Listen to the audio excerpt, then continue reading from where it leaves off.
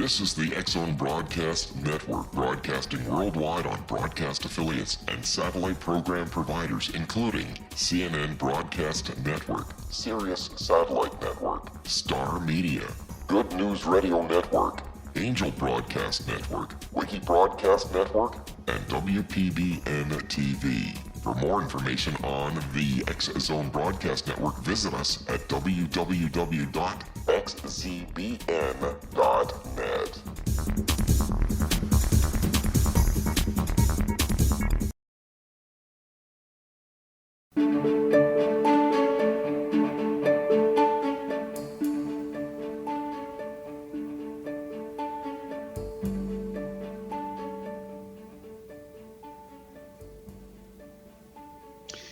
Welcome to another episode of Cal's Corner here on the X-Zone Broadcast Network. Rob McConnell is the executive producer of the show, and my name is Kal Korff, and I'm the host. Folks, welcome back. It's been a couple weeks since we've done an episode, and I have to admit that that's entirely my fault. I was recently on some travel and went different places and was just not able to logistically make it work, and I'm sorry for that. But it's good to be back after a couple weeks. I hope everybody had a good Merry Christmas, and of course, I wish you the best for the upcoming new year. Now, speaking of years and the new year coming up, let's dedicate this show to reviewing some of the incredible history that has happened and is epitomized by this past year. And we're talking about history around the world. It's not U.S.-centric or Canadian-specific. It is truly a global world out there. And increasingly, events happen every day to remind us that not only are we all human beings, but that everything is interconnected, that life itself, the universe itself, is one big relational database. So let's go ahead and review some of what has happened and discuss some of the minutiae of that and tie it in with current events because they're still relevant. Well, on the one hand, we have to remember that last year in 2016, there was this truly, genuinely historic election in the United States to determine who was going to be the next president of the United States. What made this election rather interesting is you had the establishment, as epitomized by Democrat Hillary Clinton, running against a couple of candidates whose very candidacy was an uprising from the people in a way. In other words, kind of a rebellion, if you will, a people's movement. First, there was Hillary Clinton's rival, Vermont Senator Bernie Sanders. And while he is not historically been a strong Democrat, he ran on the Democratic ticket, but he's really more of an independent. And of course, he loved to use the word socialism and tell everybody that he was a socialist and still is to this day. And I have to remind people that the very definition of socialism has changed over the years. Historically, socialism has never worked. Probably the epitome of it is best illustrated by the former USSR, the Union of Soviet Socialist Republics, which thankfully no longer exists, but of course brutally oppressed people for many decades. So you had Bernie Sanders running as a so-called revised or today's definition of socialism, which is more... It's not close to the old definition. It's kind of a new definition of it, where the common theme there is that you have a lot of big government and the government subsidizing via tax dollars various programs that go on for people, including education and healthcare, of course. And then you had on the Republican side of the ticket, you had a candidate who was dismissed by all the so-called pundits and analysts even before he announced he was running for president. He had thrown out hints out there that he was going to run, and nobody took him seriously. And then after he announced that he was running for president, everyone said, oh, you can't win a single primary. And then should you win the nomination, there's no way you're going to beat Hillary Clinton. And of course, we're talking about the billionaire real estate mogul, Donald Trump. Now, Trump, of course, went on to beat Hillary Clinton. I was one of the few journalists who predicted that actually Trump would win. And I based that analysis not because I have some great expertise on this subject. I don't profess to have that. But I was listening from India to what my fellow Americans were saying, and I could detect that there was this mood, not necessarily to elect Trump, but to elect what he symbolized, which in theory was the nonconformist candidate, so-called somebody who would put your interests first rather than those of vested interests, because Trump, of course, paid for his own campaign. and funded large parts of it, not all of it, but many parts of it, and of course didn't take the large donations that Hillary Clinton did from various vested interests, which is what the Clintons do, the so-called pay-to-play business model that they have. So what happens is against the so-called expertise and predictions by the mainstream media, this included everything from the New York Times to CNN, of course, they predicted Hillary would win. That is not what happened because the United States is an electoral system. Donald Trump won. Just enough Americans voted for Trump, and he sits in the White House today. Now, after Trump won the election, the question became, what happens to the United States? Trump had made tons of promises like other candidates did, and the question was he going to keep them? Well, one of Trump's famous vague promises was that he was going to drain the swamp in Washington, D.C. And while he has done that to a degree, the very term drain the swamp is a bit relative because it didn't mention what he was going to replace the swamp with, meaning was he going to put more alligators in it, and who was it that he was going to drain? A lot of people assume these would be the vested interests in Washington, D.C.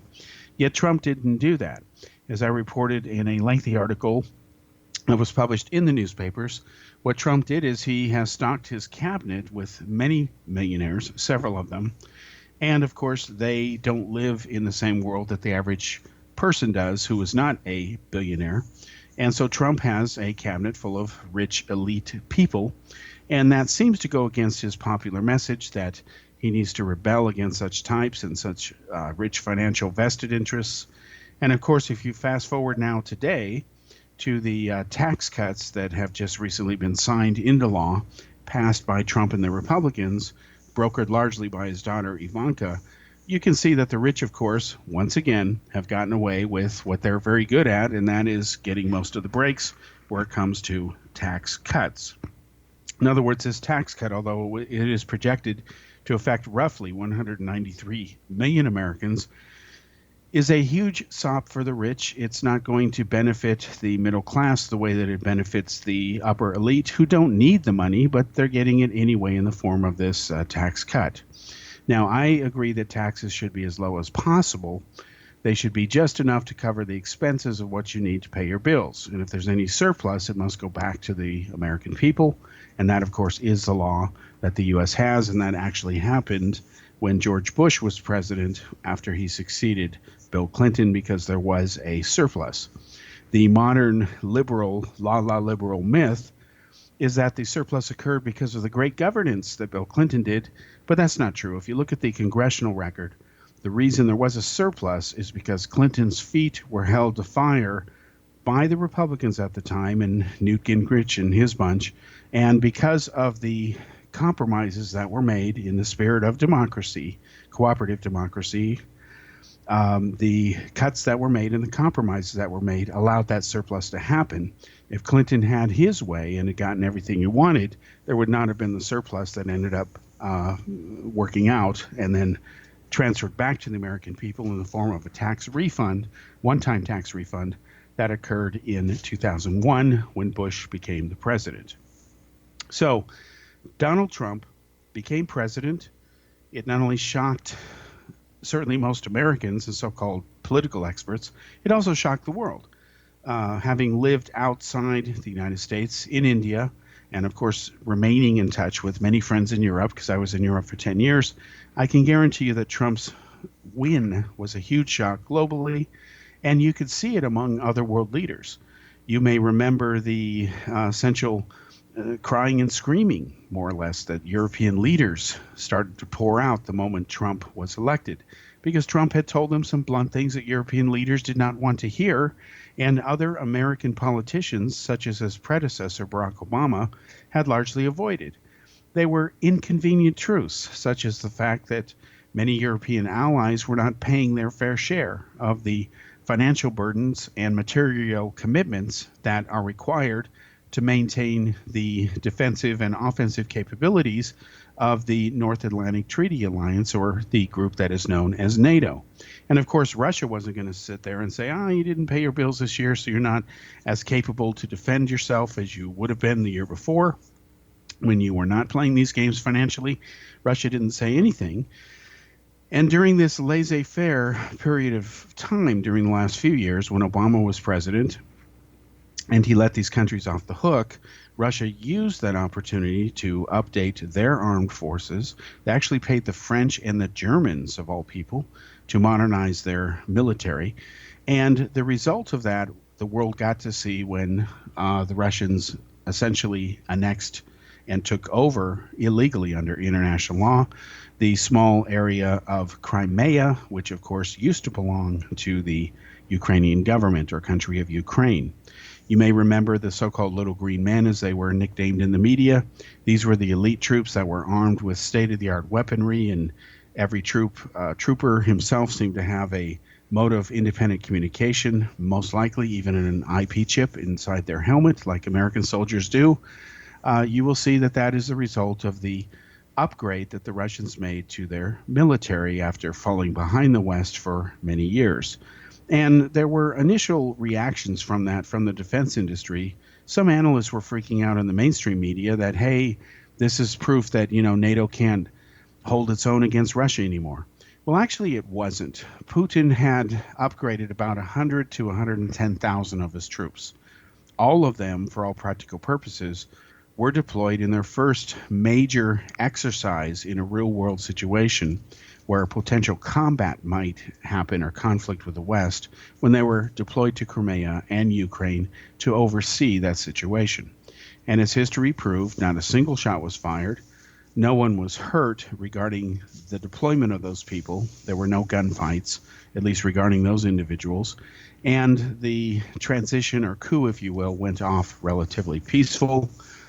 On the other hand, in the Ukrainian parliament itself, pro-Russian forces entered that parliament, closed the doors, deployed armed guards, and essentially said to all of the representatives in the parliament, you're either for Putin or you're against him. Those who are against him, leave. Those who are for him, stay. That's exactly what happened. And then Putin had in place the number of people necessary to do his so-called referendum in parliament to go ahead and accept the vote in the transition to Russia of the area known as Crimea. And once again, Putin did this in response to retaliations from the West over their participation in and fueling of the coup, which ousted the prior president of the Ukraine, who was, of course, a sock puppet of Russian President Vladimir Putin. And the reason I'm mentioning all of this is because those events that occurred years ago, when the people rose up to fight against the president of Ukraine and the fact that he was a puppet of Putin's in Russia, he had promised his people, the Ukrainians, that they would lean more towards the West, they would join the European Union, they would enter into further economic dependency on the West, and of course eventually join NATO. And Ukraine, of course, is right next to the border of Russia. And what happened instead is he changed his mind, and in exchange for a loan of roughly $12 to $12.5 billion from Putin, it was given to the people of Ukraine or the leadership of Ukraine on the condition that they not join or get closer to the West, because the last thing the Russians want is for Ukraine to join NATO and to have NATO forces put up yet against another section of their border with the European Union. Instead, what Putin wants is for Ukraine to be compliant to Russia, or at the very least to be a neutral buffer zone so that there are no military weapons there. It's kind of demilitarized. Now, neither situation is happening at present because it's a bit of a stalemate, but when Putin seized the Crimea in response to this coup that ousted his puppet president, what happened then is that Barack Obama started imposing sanctions, and the whole situation went downhill from there. So we'll come back after this break and continue a recap here and explain why the events in Ukraine are very relevant to President Donald Trump today in the White House.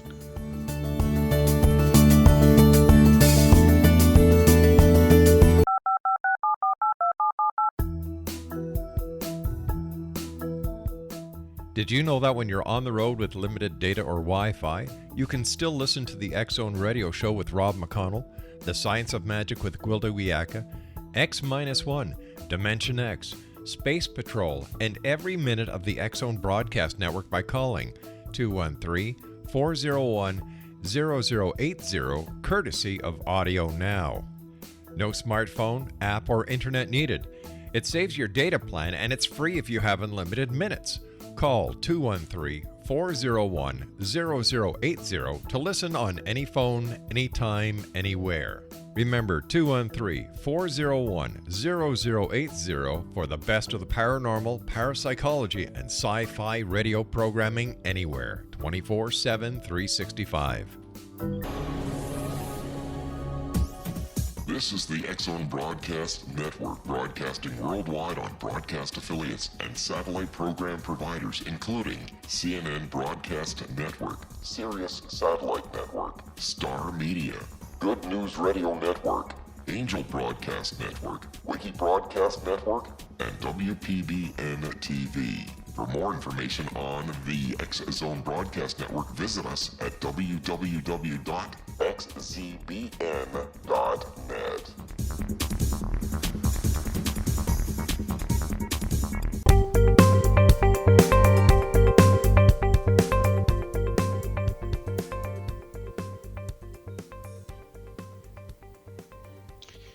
Welcome to segment 2 here on Kal's Corner Radio Show on the X-Zone Broadcast Network here on xzbn.net. Rob McConnell again is the executive producer of the show. My name is Kal Korff, and I'm your host.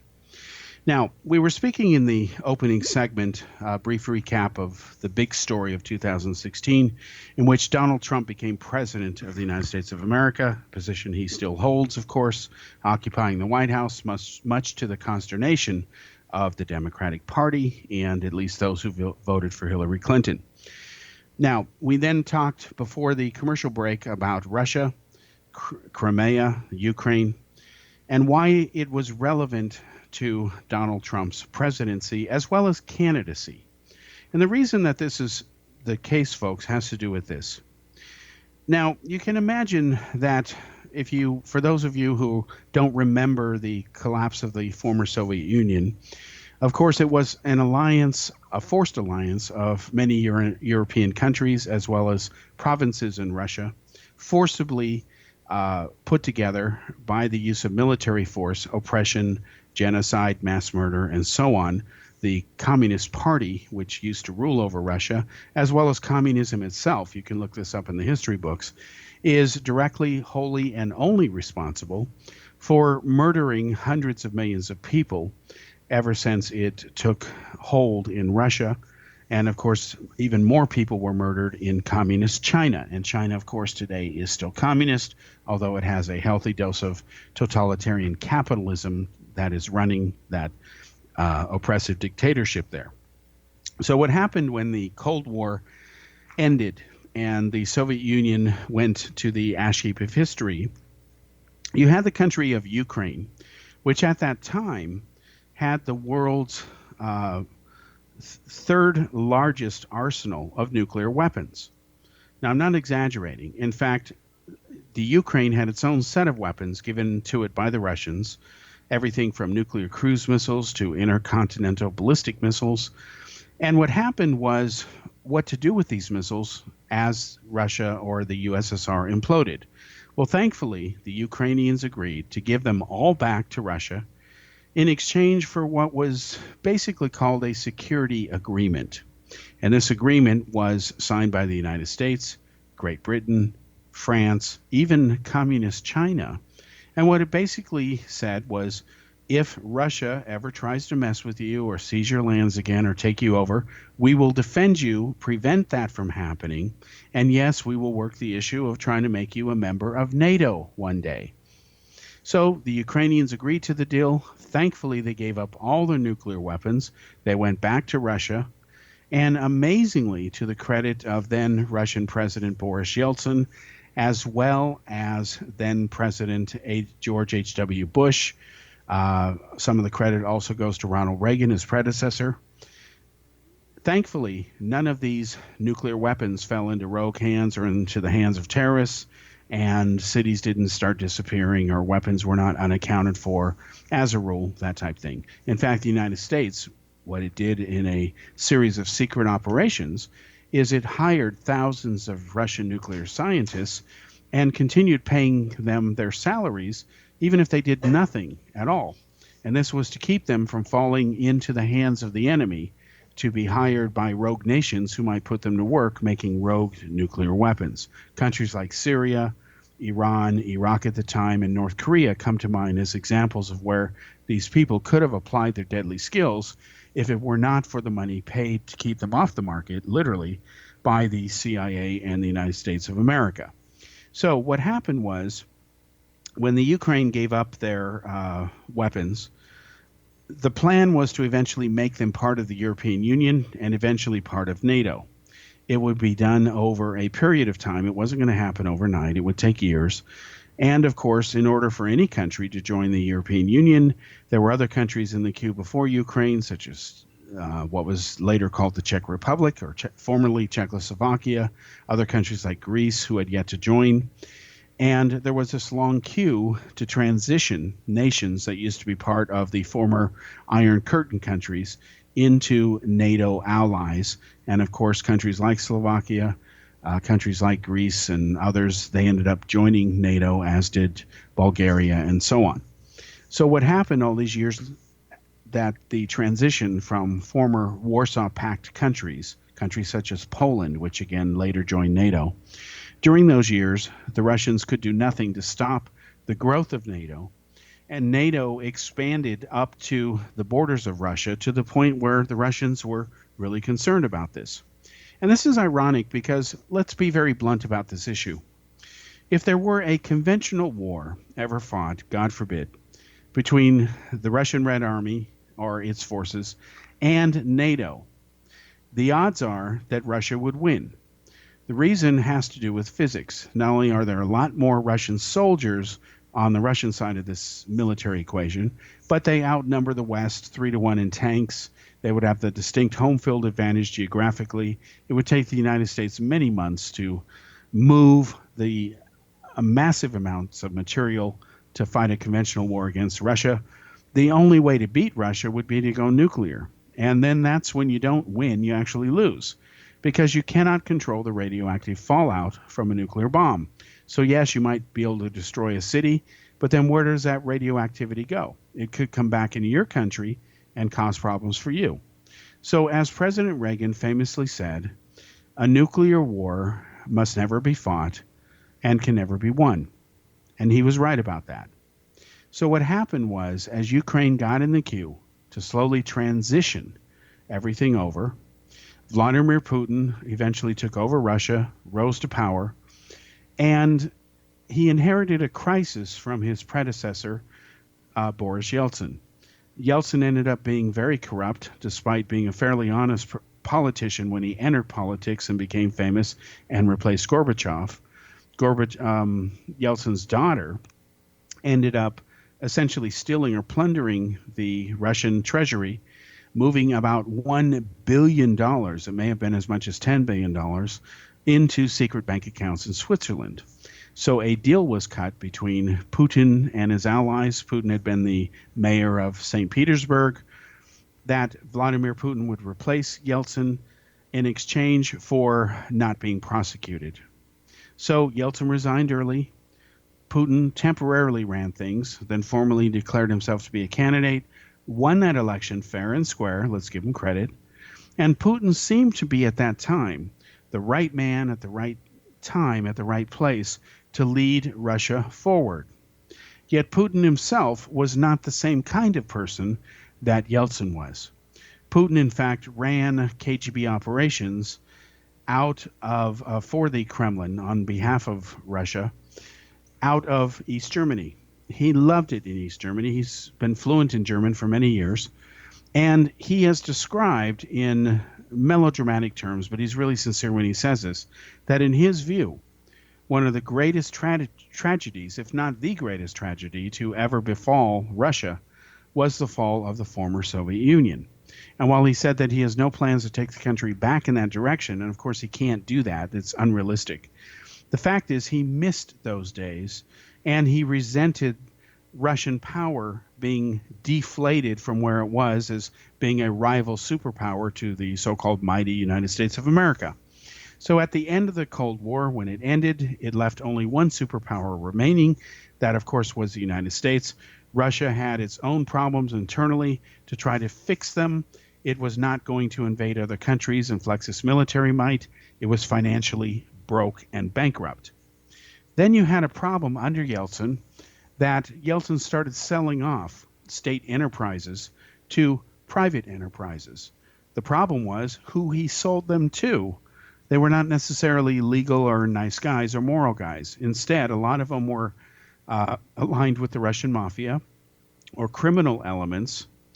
And under Putin, a understanding was reached that the criminal elements, the rich oligarchs, they were oligarchs by now, controlling billions of dollars in key industries, and the Russian government would form a triangle partnership, if you will, and divide the spoils between themselves. Putin would make sure that enough money was given to the average Russian so that the quality of life would improve. The idea was if you give the people enough and you satisfy them, they're not going to plot revolutions against you. Putin also was expected, and did to a degree, rein in some of the oligarchs. The oligarchs had a choice to make, as well as Russian mafia figures. Either you back Putin or you're going to be on the wrong end of the stick and you will be declared an enemy and he will come get you and drive you out of the country or confiscate your wealth. And that has happened to some of his opponents. In fact, some of his opponents, even in the media, have ended up dead. Now, this doesn't mean that Putin himself gave the orders to eliminate these people. It could have been anybody who felt that needed to be done as a favor to him. Who knows? But the fact is that critics who tend to be or show some signs of success against Putin, they tend not to live long, even if they live in other countries or are in hiding in Great Britain, as we saw the case of one of Putin's key opponents who was poisoned with the radioactive element of polonium and died a very painful death. That was a Russian hit, if you will, that was carried out in London in Great Britain several years ago. So what happened is, as Ukraine went to get its independence, it turns out that a man named Paul Manafort, who has now been indicted for under criminal charges, and including money laundering by the FBI, it turns out that he was one of the key foreign lobbyists who helped the former president of Ukraine not only rise to power in politics, creating a brand new party backed by an oligarch, but he helped put him in power. And this is where understanding the recent probes that have been launched ever since Trump became president about alleged collusion with the Kremlin and even Vladimir Putin, maybe a secret deal was cut between Trump and Putin, although I doubt it. This is where this stuff began, because Manafort later went on to serve as an advisor to Donald Trump in the final stretch of his presidential campaign. And Manafort played a key role, as did Steve Bannon, former Breitbart fame, of getting Trump elected. So let's look at this dynamic here, and we'll continue after the commercial break to go into it more further. But the dynamic is this.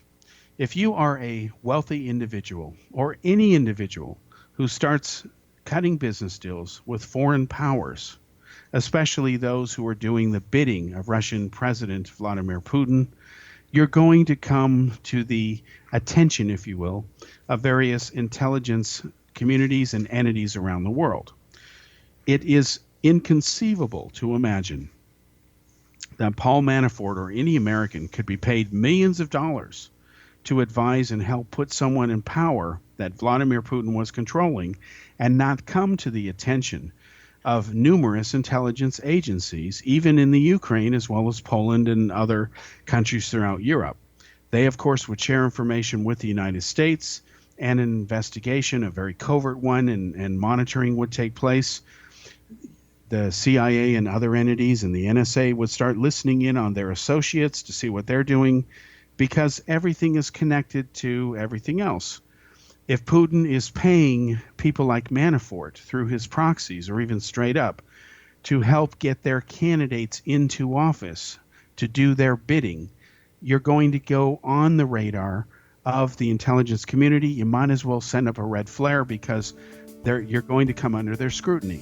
And we'll come back after the break and we'll talk about more of that and how it unfolded in just a moment.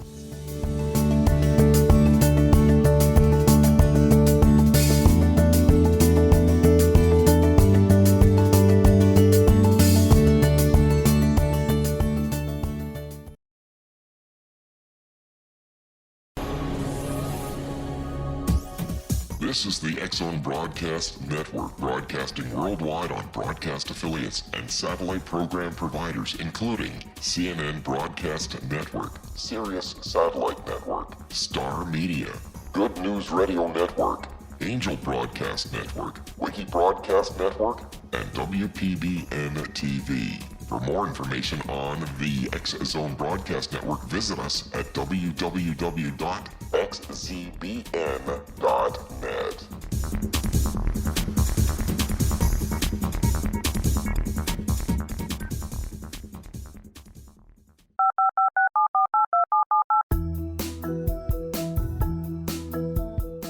Did you know that when you're on the road with limited data or Wi-Fi, you can still listen to the X-Zone Radio Show with Rob McConnell, The Science of Magic with Gwilda Wiyaka, X-1, Dimension X, Space Patrol, and every minute of the X-Zone Broadcast Network by calling 213-401-0080, courtesy of Audio Now. No smartphone, app, or internet needed. It saves your data plan and it's free if you have unlimited minutes. Call 213-401-0080 to listen on any phone, anytime, anywhere. Remember 213-401-0080 for the best of the paranormal, parapsychology, and sci-fi radio programming anywhere, 24/7, 365.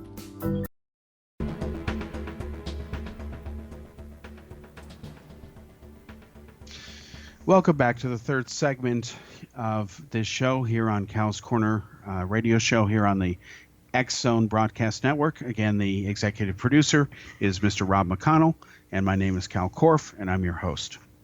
So, folks, we were talking about Ukraine, Paul Manafort. Paul Manafort was a well-known individual, especially to the government of the United States, as well as governments around the world. He has been a long-time political operative going back decades. In fact, he made a name for himself helping the Republicans when they had a candidate back then called Ronald Reagan. He was successful there. And he later went on to help other political figures around the world, including various powers in Africa, as well as even the former dictator of the Philippines, President Ferdinand Marcos, going back decades. So Manafort was a known entity. He had opened up a political lobbying and consulting firm, and he was paid millions of dollars by a Ukrainian oligarch who, of course, was a collaborator with Vladimir Putin, to get the former president of Ukraine, who was ousted in a popular uprising, to put him into power, and they were successful at that. Once he was in power, he then broke the promises to continue the push to the West and joining the EU and integrating with NATO, and that upset Ukrainians who were understandably angry over that sudden reversal. They rose up, ousted him from power, and then Manafort, during that time, of course, was being spied on by many intelligence agencies. And then when he began to work for the Trump company, or Trump campaign, a lot of those entities that were spying on him and collecting information continued to do so. And it is that information that was collected at that time, as well as subsequent surveillance, that got Manafort indicted recently by the special prosecutor and former director of the FBI, Robert Mueller. Now, people may say, well, how was Mueller able to build his case so fast? The reason Mueller has been able to do that is because Mueller, like former FBI Director James Comey and previous U.S. Department of Justice officials, such as Eric Holder and the former director Loretta Lynch, the reason they're able to put a lot of these facts together quickly is because they've always known where the bodies have been buried. And what I mean by that statement is this. The United States unquestionably has a rather curious track record of being very selective, where it prosecutes or decides to execute what it calls so-called justice. Okay? If you look at the symbol for the Department of Justice, it is a woman holding up a scale, and she's wearing a blindfold because she's not supposed to be biased. But the U.S. government has been biased in the past. It has been very selective.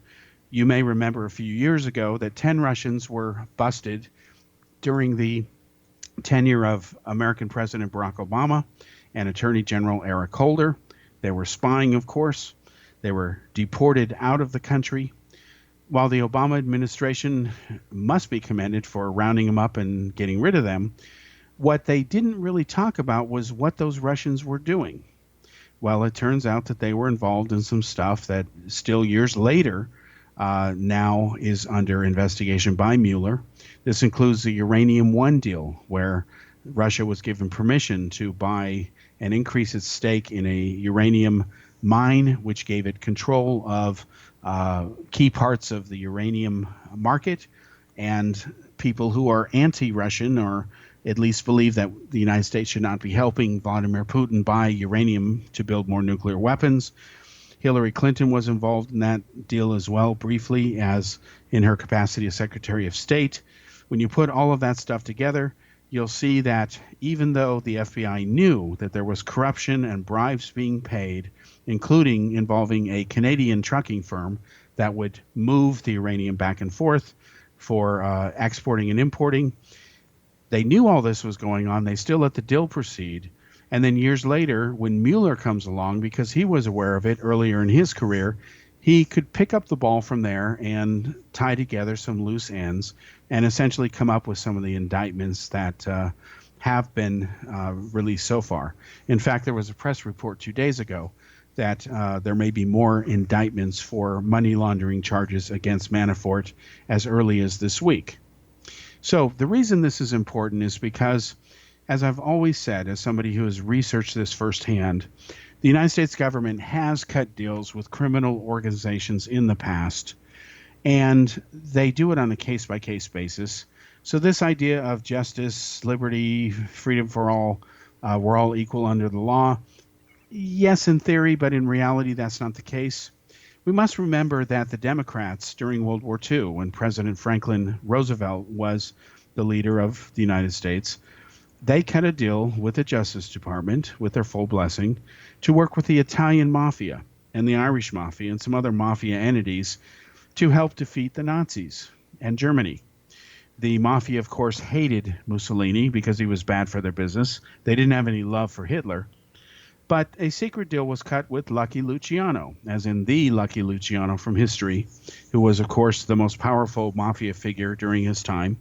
And the deal was basically this.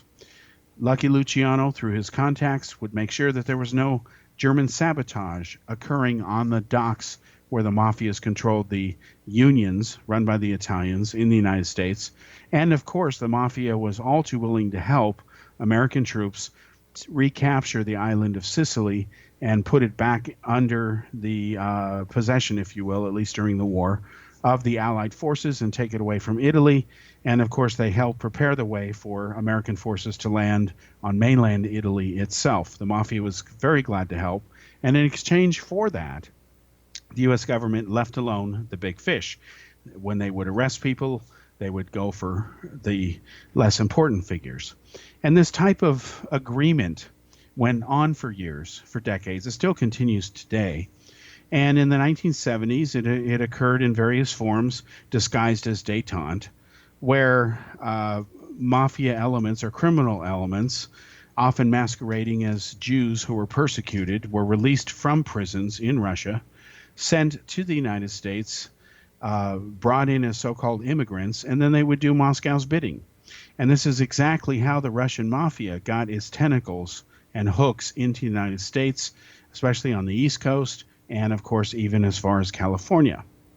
Now, what happened in the 1960s, and we know more about this due to the release of recently declassified data concerning the late President John F. Kennedy's assassination, we know, of course, and this has long been public record since the 1970s, thanks to investigations by Senator Frank Church during the decade of the 70s, we know that Robert Kennedy and John Kennedy worked together, as in gave it the official blessing to work with the mafia to try to kill former Cuban dictator Fidel Castro. In exchange for killing Castro, not only were they offered cash, which the mafia refused, apparently around $100,000, but they were given essentially a pass, a go pass, if you will, not to be prosecuted. And if you look at the Kennedy brothers, that's rather ironic, because one of their shticks to try to climb the ladder in political office and in the eyes of the average voter was to boast about how tough they were on organized crime. And of course, Robert Kennedy was the Attorney General. But yet, if you look at their track record, they never did bust the big top 3 gangsters. The reason they didn't do that is because they were in bed, doing deals with them. And also, even John F. Kennedy's father went ahead and had worked a deal with the Irish Mafia and the Italian Mafia, and they earned some of their money well before John F. Kennedy became president. Part of the Kennedy family fortune was because of illegal running of liquor and working with the Italian mafias. So it turns out that the government is not always clean. What they have done with the Russian mafia is they have pardoned people like Felix Sater, who, in exchange for not being prosecuted and telling the U.S. government and helping it work to keep Stinger missiles out of the hands of terrorist groups such as Al-Qaeda and the Taliban in Afghanistan, Loretta Lynch and other attorney generals, including the FBI, have let Russian mafia figures like Felix Sater essentially go free. He never spent a single day in jail, has not been prosecuted. In fact, he openly brags and boasts about his cooperation with the U.S. government. It's actually quite amazing, as we mentioned on previous shows, that he's still walking around and is alive and nothing's happened to him. So justice, at least in this sense and in these examples, can be selective at best. And this is where Robert Mueller's inquiry is rather interesting, because Mueller is trying his usual tactics of playing hardball, of fishing in areas where he knows he's not going to win. But if he lines up enough intimidation and threats of force and prosecution and, just trying to really squeeze his targets, maybe somebody will cough up something. So the issue becomes, did Trump collaborate with the Russians? Was there a quid pro quo? Was the hacking of the Democratic National Party's computers done as part of a collusion where the Kremlin, using their hacking prowess, would go ahead and get the files from the party? Then they would go ahead and leak damaging information to the Trump campaign. As I have said before, and I'm predicting again still, by the time Mueller's investigation is done, and I have no ego in this, so if it turns out it's not the case, fine. If it is, that's fine too. I really don't care one way or another. I just care that the truth come out, whatever the truth is. I predict that there will be no evidence of collusion found. And when I say collusion, I mean direct deals, quid pro quo style, like the media loves to imply have happened, between Trump and Putin directly. Now, this is not to say that people around these two individuals may or may not have been working certain issues either on their behalf, on their own initiative, or they were smart enough to realize, hey, if I did this for Trump, I'm sure he wouldn't object, but of course I'm not going to bother him until I've got something solid or worked out so that we can either do this or not. Because if you look at the coverage of this event and how it's been portrayed by the media, there have been some brazen, blatant errors which are really inexcusable. You have the claim that the computers were hacked at the Democratic National Party, and of course WikiLeaks published a lot of these emails showing that there was a conspiracy among the Democrats to rig the election essentially for Hillary Clinton. There's no surprise there if you know who the Clintons are and what their past history has been. But they were not hacked. That is a lie. Instead, they were phished, as in P-H-I-S-H-E-D, and there's a key difference between being phished and being hacked. And let me give you the short version of how that works. All of you who use emails will often get phony emails from often your internet provider or other ones such as Google or Microsoft or Yahoo and so on. Some of these emails, which have been floating around for many years, will say, you have to log in and immediately change your password because it may have been compromised, or to be safe, do this. And they give you a link and you click on it, and it turns out it's not really from Yahoo or your provider. Instead, it is a fake email that the moment you click on that link, a virus gets downloaded, or it may go to a page that looks like your provider's page. And when you input the new password that you've changed it to, you're sending it to the bad guys. They can then use it to get into your stuff, or they can, essentially hack you at that point. And this is exactly what had happened to the Democratic National Party. They got a phony email from Google. They bit on that hoax, and they gave the password straight to the Kremlin. There was no break-in because it wasn't necessary. The information was voluntarily coughed up via this phony email. So after the station break here, we'll go ahead and explain how this was finally done and wrap this up and explain how it's relevant to what's going to happen in 2018.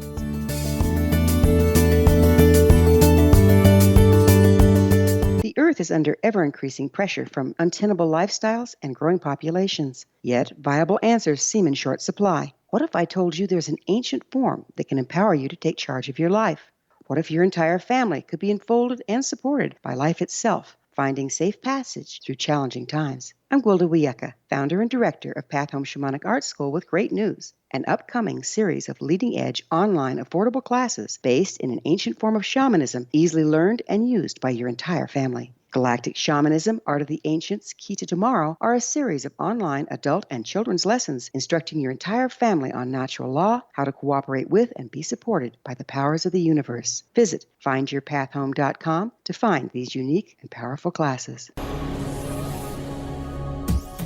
This is the X-Zone Broadcast Network, broadcasting worldwide on broadcast affiliates and satellite program providers, including CNN Broadcast Network, Sirius Satellite Network, Star Media, Good News Radio Network, Angel Broadcast Network, Wiki Broadcast Network, and WPBN TV. For more information on the X-Zone Broadcast Network, visit us at www.xzbn.net.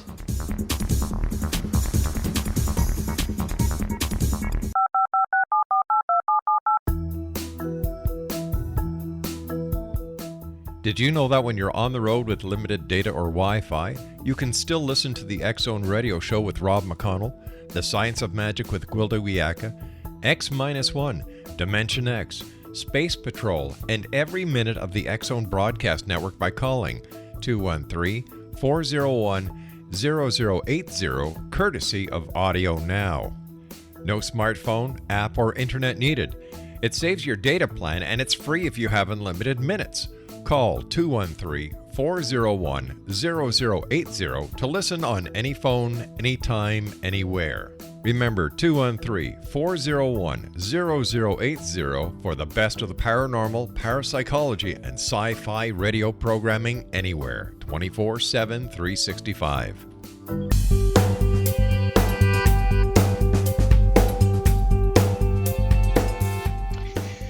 Welcome back to the fourth and final segment of Kal's Corner Radio Show here on the X-Zone Broadcast Network. My name, once again, is Kal Korff, and I'm your host, and the executive producer of the show is the one and only legendary, my honest opinion here, Rob McConnell. Now, as we were saying, and boy, every time I do this show, time goes by so fast. We were talking about Paul Manafort, the possible collusion of Trump and the Russians, hacking, or as it was reported, hacking of the computers at the Democratic National Party. Why it wasn't really hacking, it was really phishing. So after the Democrats, specifically John Podesta's IT person and people associated with Podesta, who was Hillary Clinton's campaign manager, stupidly changed their password and gave it to the bad guys so that they could be phished, WikiLeaks got that material. They famously published it. And, of course, that put the Clinton campaign in damage control mode, because if they talked about the damaging revelations in the emails, it would distract from her campaign and, of course, bust her. She didn't want that. If they ignored it, then she would just have to take incoming attacks all the time and appear helpless. So either way, it really had an effect on how her campaign responded. It is doubtful that the email scandal caused her to lose the election based on studies that have been done and exit polls of voters, because Trump did win the election in our electoral system. The bottom line as to why Hillary lost the election is because not enough Americans liked her, period. She was the worst candidate the Democrats could have put forward. In the eyes of most Americans, she did not represent real change. Instead, she represented a continuation of the Obama term in office, a third term as they called it. And she represented, as I've reported before, more chump change instead of change that one could really believe in, because Obama didn't really believe or deliver on real change either. It was just all empty rhetoric.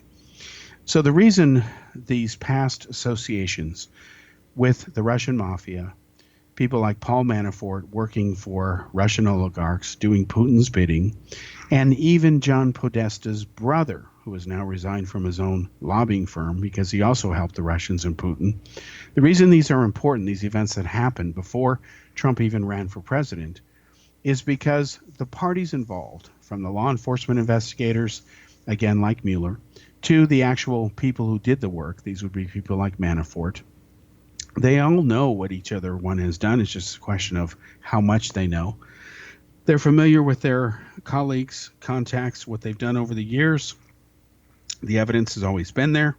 And now that you've got potential crimes that have been committed because of the election and other activities such as money laundering, which is independent of whoever won the White House, you have this landmine that you have to navigate through, where you have to still nail the bad guys. But, you know, like the Felix Sater case, if he were to be squeezed and prosecuted, he could talk about things as part of his legal right to defense that the U.S. government would rather remain classified.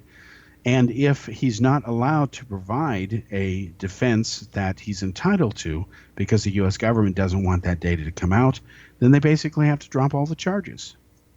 So I am predicting, continuing to predict, because I said it earlier this year, that in 2018, we will finally have a resolution to the probe looking into whether Trump colluded with the Russians. I'm predicting they will not find a smoking gun, that if it really existed, it would have been found by now, since it's not as if nobody knew this type of stuff was going on.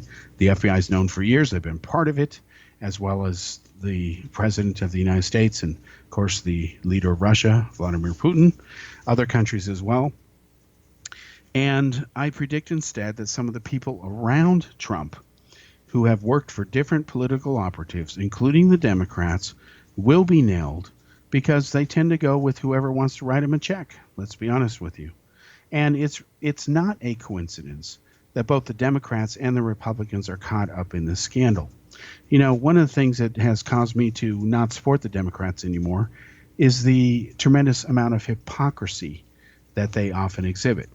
And you might say, well, how can you support the Republicans? I don't support the Republicans. I'm actually politically neutral. I have said since the late 1990s that America is in desperate need of a third viable alternative party, one that is going to do the job that the American people want and that the Republicans and the Democrats refuse to do. So I've never voted Republican. I've never supported the Republicans. I'm not a conservative. I don't believe in the far right stuff. I don't believe in the far left stuff. Instead, I take each individual issue and each individual politician on their own merits or lack of, and I make decisions accordingly. I really don't care what party they belong to. I care what they stand for, what they can do. The reason I think America needs a viable third-party alternative is because both the Democrats and the Republicans have failed the American people. Nobody else has done it. They've been the only two powers, the two parties in power. So you can't blame anybody else but them because they're guilty. So we must remember that when Barack Obama ran for president, he slammed the incumbent, George Bush, for raking up a $10 trillion debt because of the Iraq War, because of what happened in Afghanistan, the aftermath of the terrorist attacks of 9/11, and so on. Valid point. He even said that it's irresponsible for any leader to rake up a debt of $10 trillion. So what does Obama do? He rakes up a debt of another $10 trillion. He leaves office after 2 terms in office. One can argue that the reason he got reelected is because his opponent, Mitt Romney, was even worse. And of course, John McCain running against Barack Obama, that was a joke. But he won 2 terms in office, and America is $20 trillion in debt.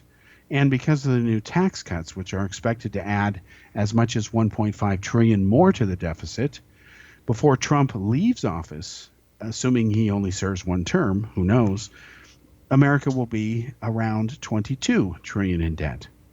Now, common logic tells you that no nation can continue to function that way and still be prosperous and still remain a superpower. In fact, it's rather ironic that other smaller countries, they have financial crisis, like in Greece, when they're just tens of billions of dollars in debt. And yet here America is over 20 trillion in debt. Trillion is a lot bigger figure than a billion, of course. And yet it seems like nobody cares, or it seems that things continue to move along regardless. Look at the records that the stock market has broken. Look at the fact that companies are now paying Christmas bonuses again to their employees.